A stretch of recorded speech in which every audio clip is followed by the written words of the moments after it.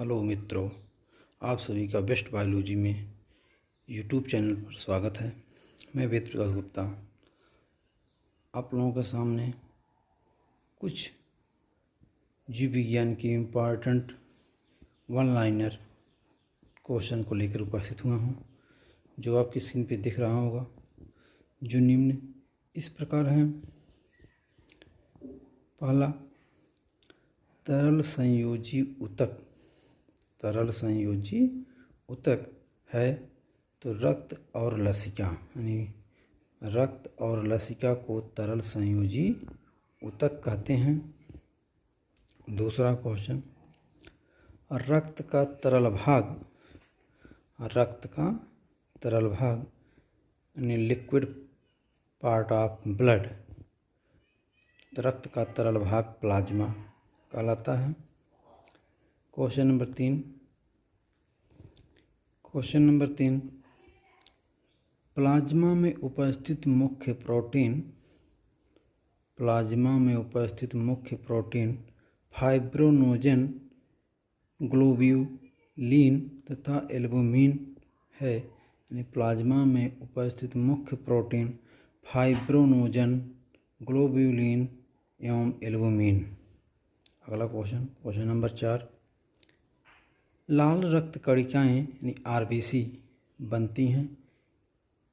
RBC red blood corpuscles उत्पन्न होती हैं लाल अस्थि मज्जा में, रेड बोन मैरो में, लाल अस्थि मज्जा में। अगला क्वेश्चन नंबर 5, लाल रक्त कणिकाएँ नष्ट होती हैं यानी RBC red blood corpuscles, red blood corpuscles नष्ट होती हैं प्लीहा में, यानी आरबीसी का कब्रिस्तान प्लीहा या स्प्लेन को आरबीसी का कब्रिस्तान कहा जाता है।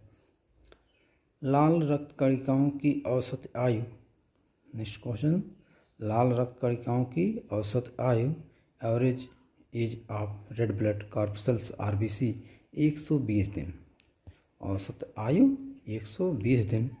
एक स्वस्थ मनुष्य में प्रति 100 मिलीलीटर रक्त में हीमोग्लोबिन होता है 12 से 16 ग्राम। 12 से 16 ग्राम। स्तनधारियों की आरबीसी में यानी मैमल्स की आरबीसी में केंद्रक अनुपस्थित होता है, परंतु ऊँट एवं लामा दो ऐसे कशेरुकी प्राणी हैं जिसमें केंद्रक उपस्थित होता है। यह कह सकते हैं कि ऊँट एवं लामा ऐसे दो कशेरुकी प्राणी हैं जिसकी आरबीसी यानी रेड ब्लड कॉर्पसेल्स में, लाल उदर कणिकाओं में केंद्रक पाया जाता है। इसके अतिरिक्त अन्य सभी कशेरुकी प्राणियों में या स्तनी प्राणियों में केंद्रक अनुपस्थित होता है। डब्ल्यूबीसी में अधिकतम संख्या यानी व्हाइट ब्लड कॉर्पसेल्स न्यूट्रोफिल्स के लिए होती है।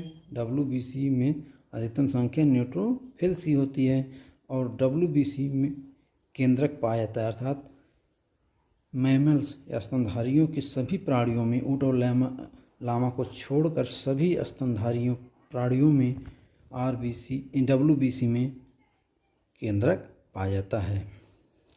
लिम्फोसाइट्स उत्तरदायी है शरीर की प्रतिरक्षा के लिए लाल रक्त स्कंदन में सहायक रुधिराणु यानी ब्लड क्लॉटिंग में सहायक रुधिराणु, रुधिर प्लेटलेट्स जो ब्लड क्लॉटिंग में सहायक होता है। संक्रमण से बचाव तथा एलर्जी प्रक्रिया से संबंधित है। संक्रमण से इन्फेक्शन से बचाव तथा एलर्जी प्रक्रिया से संबंधित है। योसिनोफिल्स सर्वदाता या सर्वदाता यानी जो सबको रुधिर दे सकता है उसे सर्वदाता कहते हैं। जैसे रुधिर वर्ग ओ सर्वदाता है, तथा रुधिर वर्ग ए बी सर्वग्राही है, यूनिवर्सल एक्सेप्टर। अगला क्वेश्चन, एंटीबॉडी यानी प्रतिरक्षी मिलते हैं प्लाज्मा में। एंटीबॉडी कहाँ मिलते हैं? ब्लड में उपस्थित प्लाज्मा में।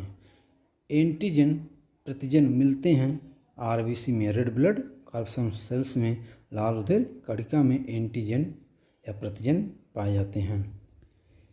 इरिथ्रोब्लास्टोसिस फिटेलिस, इरिथ्रोब्लास्टोसिस फिटेलिस भ्रूणावस्था में आरबीसी का फटना यानी एम्ब्रियोनिक स्टेज में आरबीसी का नष्ट हो जाना ही इरिथ्रोब्लास्टोसिस कहलाता है। खुला रुधिर परिसंचरण तंत्र यानी open blood circulatory system, open blood circulatory system, जिसे मोलस्का तथा आर्थ्रोपोडा में यानी मोलस्का संघ एवं आर्थ्रोपोडा संघ के प्राणियों में परिसंचरण तंत्र के लिए कोई धमनी या सिरा नहीं पाए जाते हैं, जिसमें ओपन यानी खुला रुधिर परिवहन संचरण तंत्र पाया जाता है। अगला क्वेश्चन, बंद परिसंचरण तंत्र मिलता है यानी क्लोज्ड सर्कुलेटरी सिस्टम, बंद रुधिर परिसंचरण तंत्र मिलता है एनिलिडा कशेरुकियों में, एनिलिडा संघ के प्राणियों में, जिसमें केंचुआ, जोंक आते हैं, तो कशेरुकी प्राणी में जिसमें मनुष्य, कुत्ता, बिल्ली, गाय, भैंस इत्यादि जंतुएं आते हैं। द्विवल्नी परिसंचरण तंत्र, द्विवल्नी परिसंचरण तंत्र ध्वनि से आप कह सकते हैं दोहरा रुधिर परिसंचरण, डबल सर्कुलेटरी सिस्टम, इसे इंग्लिश में कहते हैं डबल सर्कुलेटरी सिस्टम, पाया जाता है बाएं अलिंद व दाएं निलय के बीच में, left article and left ventricle के बीच में। हृदय की उत्पत्ति होती है यानी हार्ट की उत्पत्ति होती है मेसोडर्म से, हृदय की उत्पत्ति मेसोडर्म से होती है। अगला क्वेश्चन, मानव हृदय तथा मगरमच्छ में कच्छों की यानी ह्यूमन एंड क्रोकोडाइल मगरमच्छ में हार्ट में 4 चैम्बर पाए जाते हैं, हार्ट में 4 चैम्बर पाए जाते हैं, जबकि एवीज में यानी पक्षी वर्ग में 3 चैम्बर पाए जाते हैं। पेस मेकर कहलाता है एस से नोड, यानी पेस मेकर जो होता है वह एस से नोड यानी साइको ऑरिकुलर नोड, इससे नोड का पूरा फुल फॉर्म है साइको ऑरिकुलर नोड।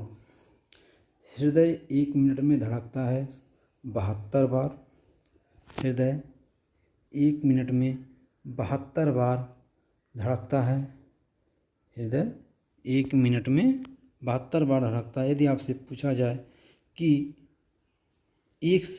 एक धड़कन करने में हृदय कितना समय लेता है, एक धड़कन लेने में हृदय कितना समय लेता है, तो आप 60 यानी 1 मिनट में 60 सेकंड होता है, 60/72 कर देंगे तो आ जाएगा हृदय एक धड़कन करने में 0.8 सेकंड का समय लेता है, 0.8 सेकंड का समय लेता है एक धड़कन करने में।